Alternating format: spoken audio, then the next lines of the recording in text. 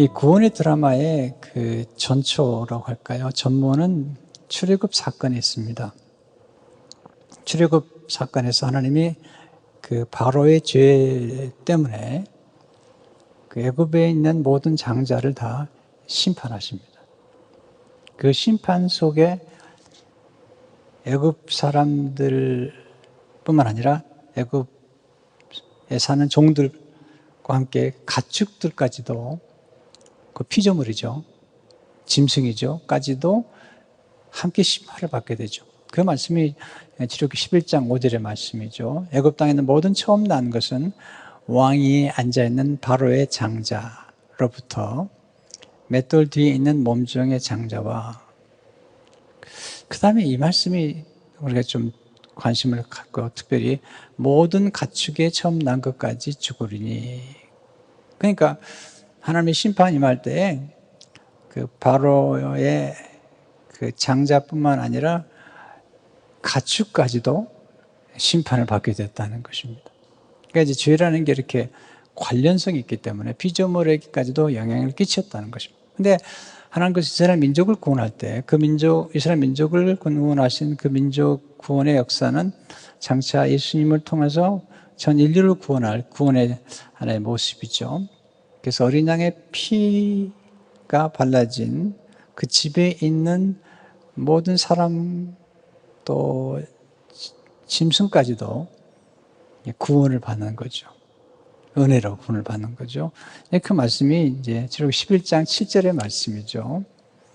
그러나 이스라엘 자손에게는 사람에게나 그 다음에 중요한 짐승에게나 개 한 마리도 그 혀를 움직이지 아니하리니 여호와께서 애굽 사람과 이스라엘 사이를 구별하는 줄을 너희가 알리라 하셨나니 이게 참 놀라운 구원의 역사잖아요. 어린 양의 피로 말미암아 구원을 받을 때에 짐승까지도 특별히 이스라엘 민족에게 속해 있는 짐승과 또 개까지도 구원을 받는다. 근데 이 스토리가 왜 이제 제가 말씀드리려고 그러면 그 어린 양 예수님께서 이 땅에 오시게 될 때 구약의 어린 양의 피가 이스라엘 민족, 선택한 이스라엘 민족들 뿐만 아니라 그 이스라엘 민족에 속해 있는 짐승들의 첫 번째 것까지도 심지어는 개까지도 구원을 받았다는 거죠. 건짐을 받은 거죠. 구원이라는 것은 구출된 것, 건짐을 받는 것이죠. 그리고 해방이 된 것이죠. 그러니까 이제 지금 사도 바울이 오늘 말씀하려고 하는 것은 하나님의 자녀들이 하나님의 자녀가 되고 상속자가 되는 것뿐만 아니라 하나님의 자녀들이 다시 나타날 때 예수님의 재림과 함께 다시 나타날 때는 반드시 피조물들도 고통 중에 있는 피조물들도 이제 회복이 될 거라는 이 메시지를 지금 전해주고 있는 것입니다. 구원의 드라마가 전 인류적인 드라마일 뿐만 아니라 우주적인 구원의 드라마를 지금 하나님 계획하셨다는 사실을 강조하고 있습니다. 첫째로 하나님은 고난을 통해 우리를 그리스도의 영광에 이르게 한다는 것입니다. 영광과 함께 고난을 지금 바울이 이야기를 하고 있습니다. 기독교의 정수죠. 고난과 영광이라는 것은 로마서 8장 17절을 보시면 자녀이면 또한 상속자 곧 하나님의 상속자요 그리스도와 함께한 상속자니 우리가 그와 함께 영광을 받기 위하여 고난도 함께 받아야 할 것이니라. 이 말씀에서 바울이 먼저 영광을 얘기하고 그리고 고난을 얘기하고 그리고 그 다음 절에 17절에 보면 18절을 보시면 생각하는데 현재 고난은 장차 우리에게 나타날 영광과 비교할 수 없도다. 그러니까 고난과 영광을 설명을 하고 있습니다. 바울은 그 당시에 많은 그리스도인들이 고난을 받고 있는 걸 알았고 또 핍박과 박해가 있는 것을 알았습니다. 특별히 그리스도인들 가운데 많은 사람들이 고통과 고난 속에 있었던 걸 알았는데 그 고난이 영광에 이르는 길이다. 고난이 뭐죠? 고난은 연단이죠.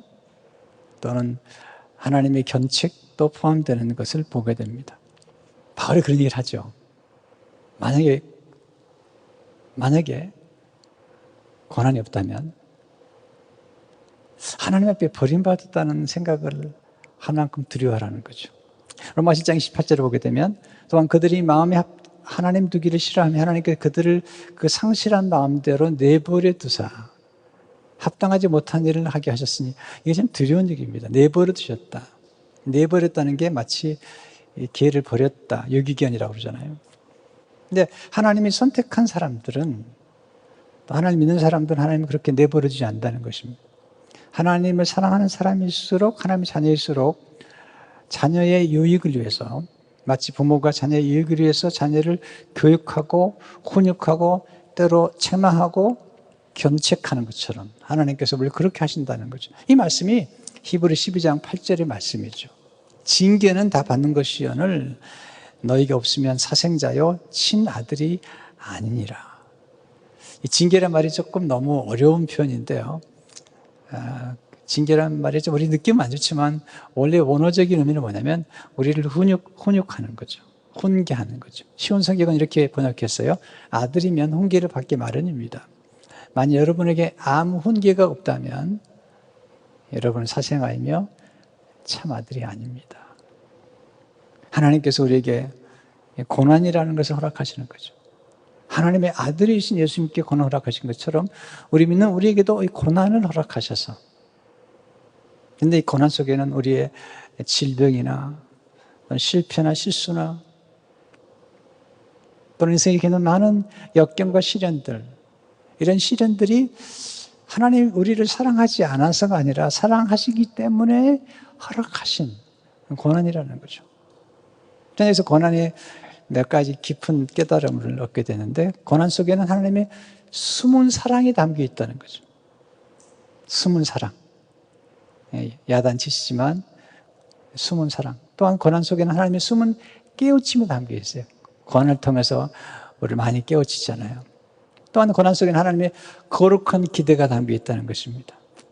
기대가 없으면 훈련시키지 않습니다. 훈련 속에는 교육이 담겨 있죠. 우리가 누군가에 대한 기대가 있을 때 교육하고 훈련합니다. 또는 연단을 시키죠. 순금처럼 나오게 하기 위해서. 또 고난 속에는 하나님이 선물해 주고 싶으신 영광이 담겨 있습니다. 하나님의 이스라엘 민족들이 히브리 노예들이었잖아요.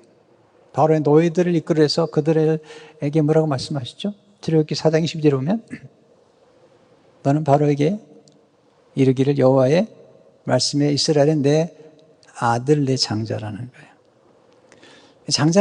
장자나 장녀들은요 책임감이 무겁더라고요. 스스로가 그렇게 생각해요. 이상해, 가르치지 않았는데 장녀나 장자들은 생각하는 게 달라요. 제 딸이 둘이 있는데 큰 딸이 생각하는 게 조금 달라요. 하나님께서 이 자녀들을 키울 때 이렇게 인간적으로 조금 미숙한 아버지들은 약간 그 자녀를 훈육할 때도 보면 미숙하기 때문에 좀 막 짜증을 부르거나 야단을 치는 것들, 감정 조절이 안 되는 거죠. 그런데 하나님은 그런 분이 아니라는 거죠. 하나님은 아주 절제된 사랑으로 자녀의 유익을 위해서 훈련시킨다는 것입니다. 하나님이 우리를 고난을 허락하시고 훈육하시고 연단하시는 것은 분명한 우리의 유익을 위한 것이에요. 우리를 더 영광스럽게 만드는 것이죠. 자, 조금만 생각해 보세요. 이 히브리 민족들이 원래 노예였습니다. 노예. 이 노예들을 온 세상에 가장 탁월한 민족으로 만드시기로 작정하셨잖아요. 하나님의 영광을 드러낼 수 있도록. 그러기 위해서는 40년 동안 광야에서 그들 훈련시키시고 연단을 시키는 거예요. 그런데 이스라엘 민족들의 문제는 뭐냐면 그 영광이 싫다는 겁니다. 그 영광이 싫다는 거예요. 그냥 애굽으로 돌아가겠다는 거예요. 왜? 영광은 싫고 우선 당장 쾌락과 당장 달콤한 음식이 좋다는 거예요. 하나님은 그들을 위대한 민족으로 만드시려고 지금 광야로 보내셔서 40년 동안 집중 교육과 집중 훈련과 집중해서 그들의 습관을 바꾸는데, 하나님이 그들에게 법학을 가르치는데 그 영광이 싫다고 다 그냥 원망하고 그러는 거잖아요. 그래서 많은 사람들이 광야에서 죽죠. 구원이란 뭘까요? 구원이라는 것은 우리 죄에서 건지는 뿐 아니라 구원이라는 게 뭘까요? 이번에 황성주 박사님이 코로나 바이러스에 그런 사회 문화적 충격에 대한 그런 강의를 하신 중에 구원에 대한 히브리적 뜻을 이렇게 풀어주셨어요. 구원이란 넓어지는 것이다. 참 이게 굉장히 좋은 표현이에요. 우리가 구원을 받으면 죄로부터 구원받은 것만 아니라 우리의 삶의 영역이 넓어져요. 이렇게 가능성, 잠재력, 또 재능 건사를 성령을 통해서 받게 되고, 그래서 지적인 그런 지경이 넓어지고, 또 시각도 넓어지고, 그리고 우리 안에 무한한 잠재력, 예수님 안에서 모든 것을 할 수 있는 이런 무한한 잠재력을 갖게 되는, 성령을 받으니까 땅끝까지 나가게 되는, 열방을 축복하는 축복의 통로가 되는 잠재력을 갖게 되는데, 반대로 죄라는 것은, 사탄은 우리의 잠재력을 자꾸 말살시키는 거예요. 그래서 천국과 지옥의 차이가 뭔가? C.S. 루이스는 이렇게 말했다고 목사님 인용하셨는데, 네, 천국은 인간의 모든 가능성이 꽃피우는 곳이다. 지옥은 모든 가능성이 고갈되는 것이다. 그렇잖아요. 좋은 부모를 만나면 모든 가능성을, 자녀의 가능성을 자꾸 키워주잖아요. 근데 지옥 같은 부모를 만나면 그냥 공부도 못하게 하고, 뭐 좀 해보려면 못하게 하잖아요. 그냥 교회는 어떤 곳이죠? 여러분이 가진 모든 가능성을 이렇게 키워주는 곳이에요. 한번 해보라고. 바울은 이런 훈련을 할 때 우리 인간의 가능성이 참, 보세요. 훈련을 받게 되면 잠재력이 굉장히 넓어집니다. 그래서 성령의 마지막 열매는 절제입니다. 이 절제를 통해서 죄는 우리를 방종하게 만드는 거예요. 그러나 절제와 훈련을 통해서 무한한 잠재력을 갖게 됩니다. 이게 교육이에요. 구원이라는 것은 그런 거예요.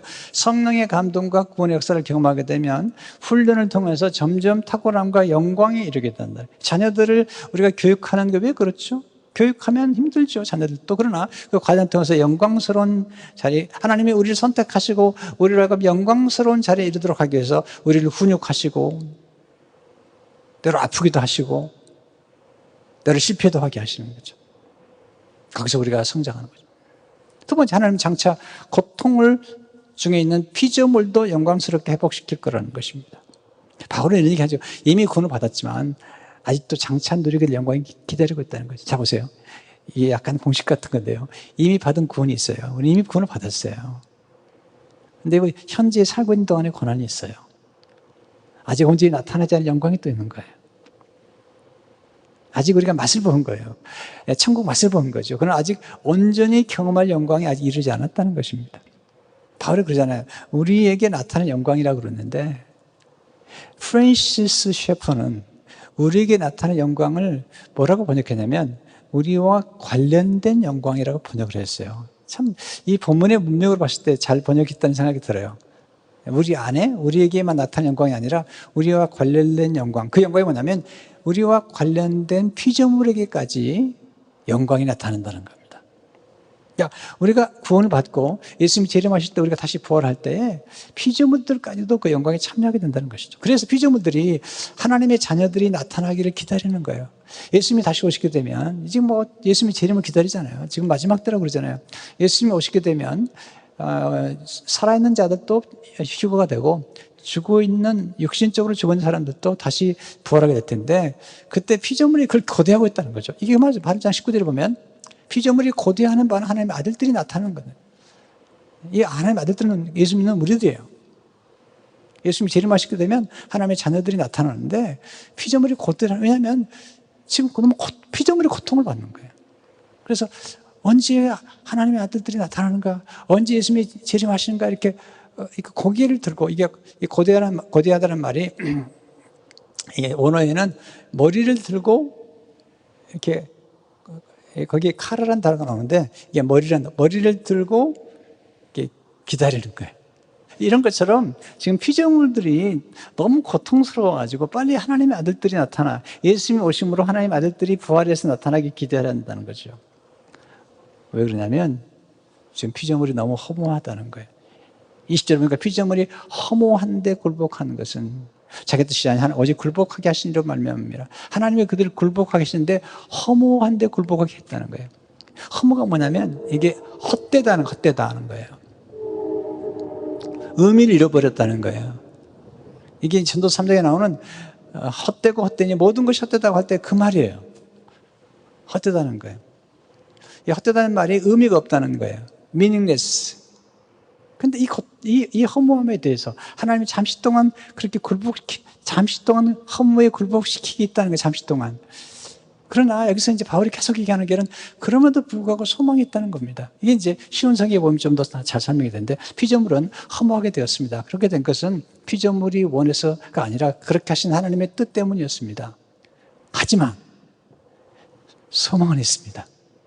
이게 굉장히 바울이 지금 얘기를 하는 거예요. 고난중에도 영광을 얘기하는 것처럼 피조물이 지금 허무한데 굴복하고 있지만 소망이 있습니다. 왜 그렇죠? 왜 그럴까요? 21절에 말씀이 그 바라는 것은 피조물도 썩어짐의 종로란도서 해방돼요. 하나님의 자녀들의 영광의 자유에 이르는 것입니다. 피조물이 지금 썩고 있습니다. 너무 썩고 있고 피조물이 지금 썩고 있고 종로로 타고 있고 그리고 허무하게 고통을 받지만 하나님의 아들들이 나타나면 하나님의 자녀가 나타나면 하나님의 자녀와 같이 영광의 자유에 이를 것을 알기 때문에 그래서 소망이 있습니다. 바울이 지금 피조물을 인격체로 보면서 지금 피조물들이 지금 고통을 받고 있다는 거죠. 그렇지 않아요? 지금 이 세상을 보세요. 코로나 바이러스뿐만 아니라 이 세상이 아주 정말 망가졌잖아요. 그렇게 아름다운 세상이. 근데 이 고통을 받는 그런 중에도 이렇게 고통을 받는 중에도 지금 고대하고 있다는 거예요. 하나님의 자녀들이 나타나면 예수님이 다시 오실 때 하나님의 자녀들이 나타나게 되면 하나님의 자녀가 더불어서 영광의 자유에 이를 수 있다는 거기 때문에 이 구원이라는 게 그냥 하나님이 말씀하신 구원이라는 것은 우리 인간만 구원한 것이 아니라 하나님이 모든 피조물을 향해서도 그 구원의 영광을 예비하셨다는 것을 강조하고 있거든요. 예수님이 오시니까 예수님이 어떻게 오셨죠? 로고스로 오셨어요. 말씀. 헤브리 로고스인데 그 뜻이 뭐냐면 말씀도 있지만 그 뜻 속에 의미가 있어요. 의미. 예수님 오시니까 모든 게 의미가 있어진 거죠. 예수님 오신 동안에 피조물이 맛을 본 거예요. 예수님 맛을 본 거죠. 피조물들이 맛을 보는 거예요. 사람들이 고침받고 고통적인 사람들이 회복이 되는 걸 그 맛을 보는 거죠. 그 맛을 본 피조물들이 그걸 보았던 피조물들이 예수님을 맛본 그들이 예수님의 재림을 기다려 그날이 오게 되면 정말 영광을 보기 때문에 그런 것입니다. 22절을 보세요. 피조물이 다 이제까지 함께 단식하며 함께 고통을 겪고 있는 것을 우리가 아느니라. 우리가 안다는 거예요. 뭘 알고 있냐면 피조물이 다 이제 함께 단식하며 함께란 말을 많이 써요. 함께 고통을 겪고 있다는 거예요. 이것은 피조물은 고통이 아니라 우리 인간도 고통을 하고 있다는 거예요. 단식한다는 거예요. 23절에 보면 우리까지도 속으로 단식하며 여러분 우리도 몸에 병들잖아요.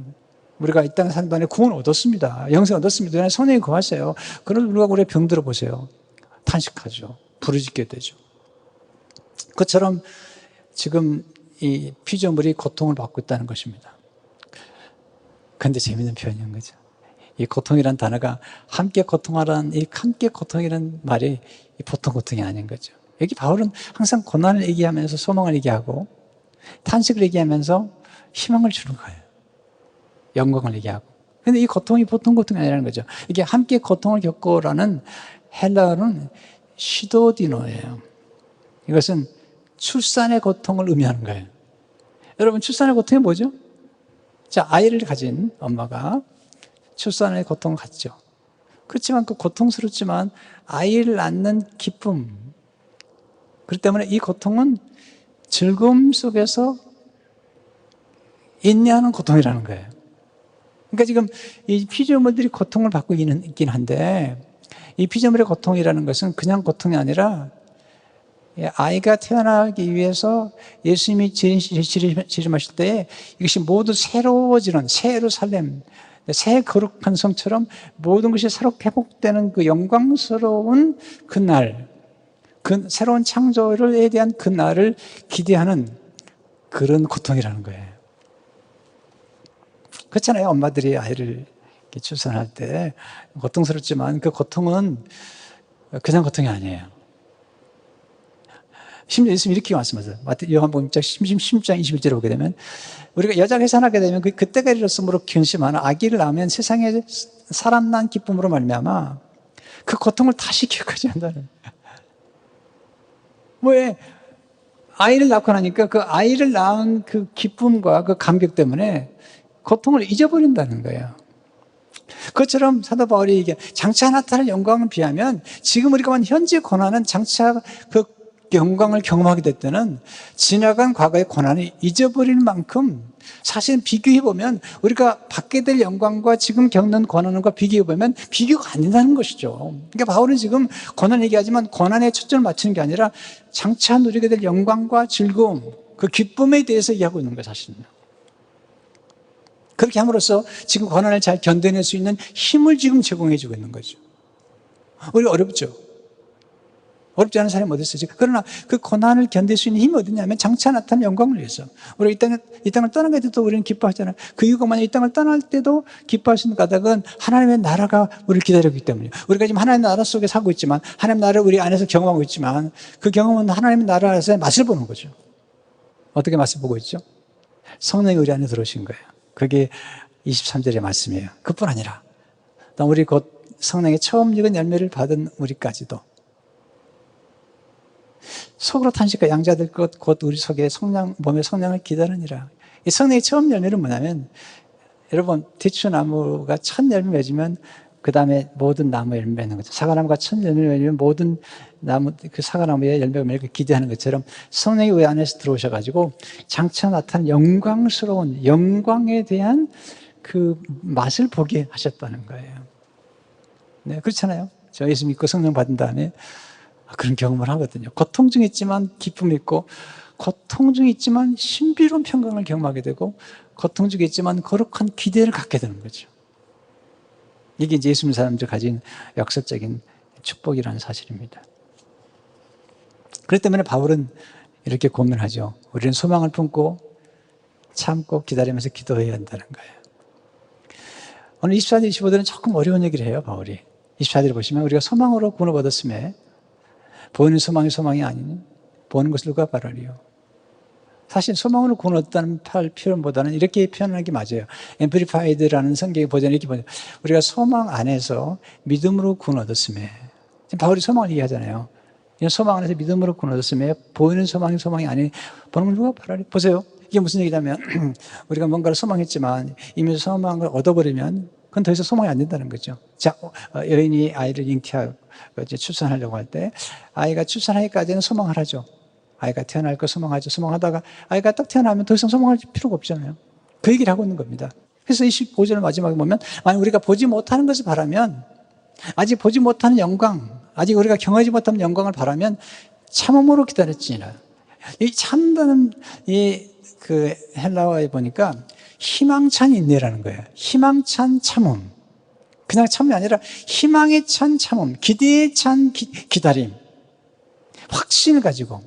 네. patiently and confidently. 뭐냐면 그냥 인내하는 것이 아니라 아주 confidently. 네, 확신과 그리고 그 희망에 찬 인내를 얘기하는 건데, 그죠? 그래서 그 당시 초대교회 성도들이 수많은 고난과 그리고 기다리고 있었잖아요. 참음이 있었는데 그들은 예수님이 당장 오실 걸 믿었거든요. 그래서 그 환난 중에도 찬송을 했잖아요. 사도 요한이 그런데 예수님의 재림의 모습을 본 거예요. 그러면서 사도 요한계시록 1장 9절에서 이렇게 얘기하고 있잖아요. 나 요한은 너희 형제요 예수와 환난과 나라와 참음에 동참하는 자라. 예수의 환난과 나라와 참음에 동참한다는 거예요. 그러면서 그 당시에 참고 있는, 인내하고 있는 성도들을 위로하면서 말씀하는 거죠. 어린 양 예수님이 재림하신 그 모습을 미리 본 거죠. 그때 본 게 뭐냐면 사도 요한이 피조물들이 예수님께 경배하는, 그러니까 예수님이 다시 오셔서 모든 믿는 사람들이 다시 나타나고 그리고 모든 피조물들이 함께 예수님을 경배하는 그 피조물 속에는 짐승도 가축도 들어있는 거예요. 이 자연이. 요한계시록 5장 13절을 보게 되면 내가 또 들으니 하늘 위와 땅 위와 땅 아래와 바다 위와 또 그 가운데 있는 모든 피조물이 이르되 보좌에 앉으신 이와 어린 양에게 찬송과 존귀와 영광과 권능을 세세토록 돌리지도 하니 내 성물이 이르되 아멘하고 장로들은 엎드려 경배하더라. 여기 24장면이 나오는데 이건 믿는 사람, 믿는 모든 성도들을 대표하는 거예요. 뿐만 아니라 피조물들까지도 경배하는, 그걸 사도 요한이 본 거예요. 우리가 그걸 기다리고 있는 겁니다. 이런 혼선 속에서 여기서 모든 게 회복되는 거죠. 여기서 허무함은 사라지고 충만한 아름다움으로 가득 차게 될 것이라. 허무함은 사라지고 충만한 아름다움, 또 썩는 것은 사라지고 풍성한 생명으로 가득 차게 된다는 거죠. 또한 탄식과 고통은 사라지고 넘치는 기쁨으로 가득 차게 된다는 것입니다. 그래서 기도하라는 겁니다. 예수님께서 종말에 대한 메시지를 주실 때 끝까지 견디라. 또 하나는 기도하라 말씀하셨어요. 초대교회 성도들은 이게 기도예요. 예수님이 오실 것을 기도가 인사가 됐어요. 그래서 고린도전서 10장 22절을 보게 되면 우리 집 오시옵소서. 이게 딱 한 번 나와요. 마라나타. 주 예수여 오시옵소서. 그리고 요한계시록 마지막 이렇게 끝나죠. 요한계시록 12장 20절에 보면 아멘 주 예수여 오시옵소서. 이게 인사예요. 왜냐하면 이게 예수님 오시면 하나님의 자녀들이 나타나고 그리고 피조물들이 고통과 탄식 가운데 피조물들이 하나님의 자녀들과 함께 영광에 이르게 된다는 거죠. 그러면서 사도 바울은 얘기하는 거죠. 환난 중에도 즐거워해야 된다. 고난 중에도 즐거워해야 된다. 고난을 잘 이길 뿐만 아니라 기대를 가지고 그 고난을 극복해야 된다.